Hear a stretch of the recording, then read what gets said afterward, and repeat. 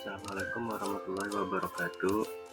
Selamat siang, Bu Anissa Cairani, selaku dosen pengampu psikologi sosial. Izinkan saya, Muhammad Rifki Ramadan, menjelaskan tentang manusia dan perkembangannya. Pada pokok bahasan kali ini ada yang pertama pertumbuhan dan perkembangan, yang kedua tahapan perkembangan, dan yang ketiga teori-teori dalam perkembangan. Nah, selanjutnya kita bahas tentang pertumbuhan dan perkembangan. Pertumbuhan adalah proses bertambahnya sel tubuh disertai pertumbuhan ukuran, berat, serta tinggi yang bersifat irreversibel atau yang sering dikenal dengan tidak dapat kembali ke semula. Seiring bertambahnya waktu, pertumbuhan dapat digambarkan secara bilangan.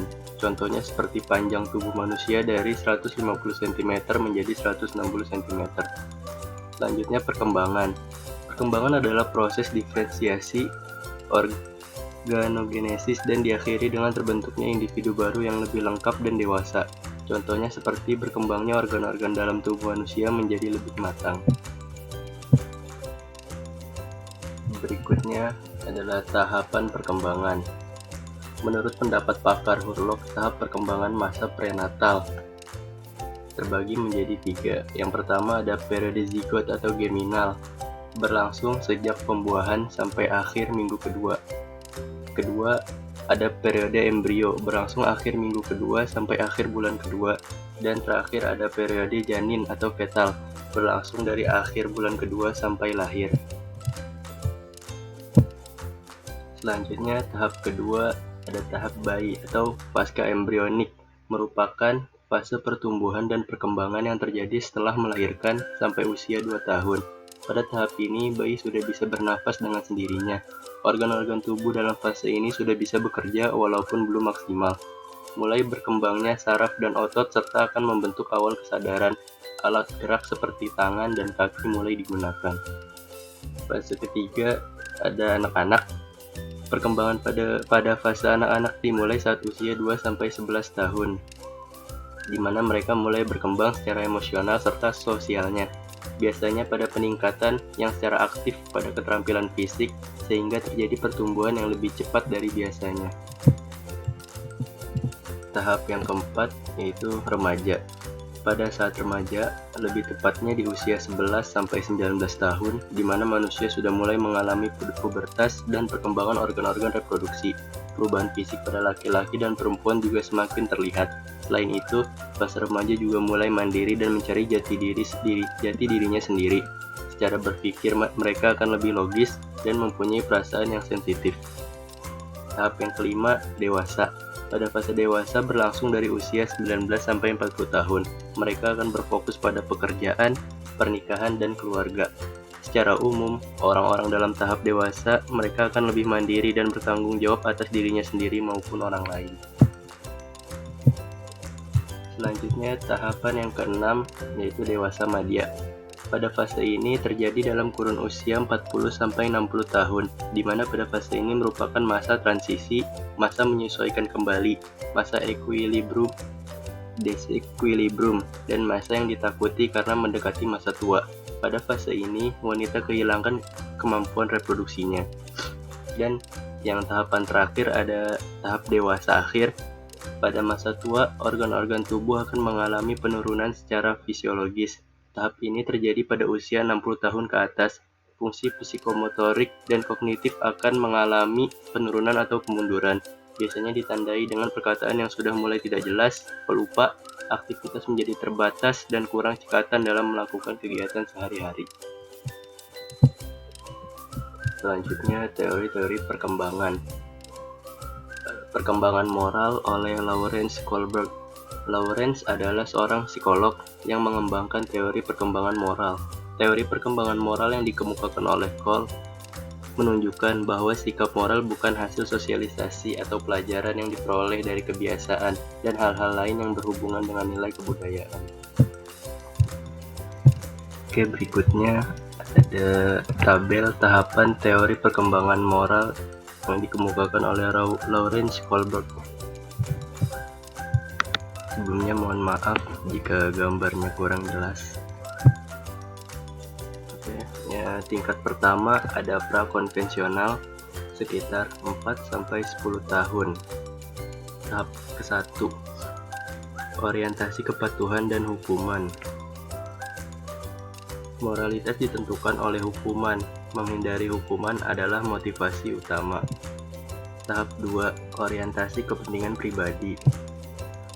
Pada tahap ini, moralitas ditentukan oleh kepentingan pribadi. Tindakan yang menguntungkan diri sendiri dianggap baik. Berikutnya tingkat 2, konvensional, sekitar 10-13 tahun. Tahap ketiga, orientasi keserasian interpersonal dan konformitas. Pada tahap ini, moralitas ditentukan oleh pandangan orang lain. Menjaga hubungan baik dan memenuhi harapan sosial itu penting. Tahap keempat, orientasi otoritas dan pemeliharaan aturan sosial. Moralitas ditentukan oleh norma-norma sosial dan hukum yang berlaku. Mematuhi hukum dan menjaga ketertiban masyarakat dianggap penting. Berikutnya tingkat 3, pasca konvensional, 13 tahun ke atas. Tahap 5, orientasi hukum dan legalitas.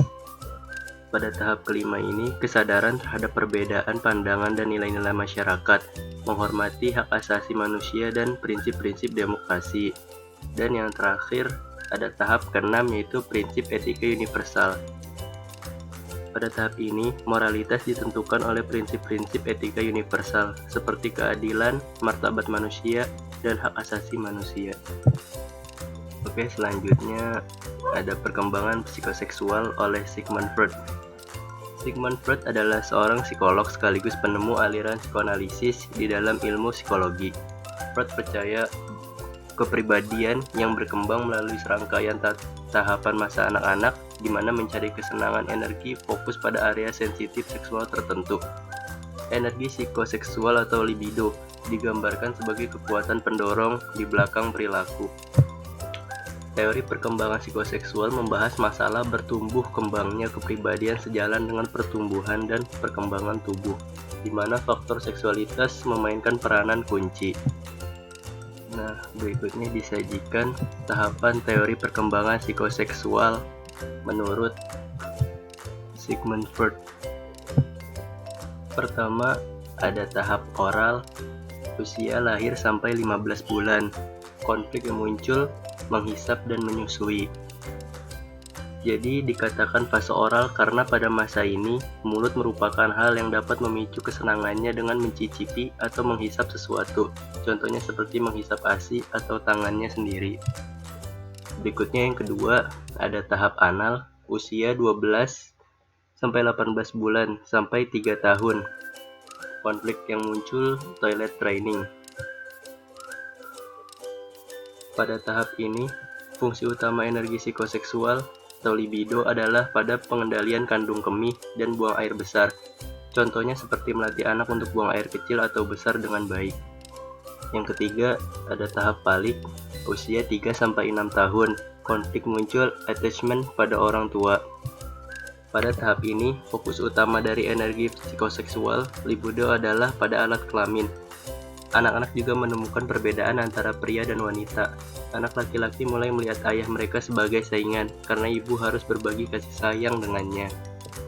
Selanjutnya yang keempat, ada tahap latensi, usia 6 sampai remaja. Konflik yang muncul adalah sosialisasi.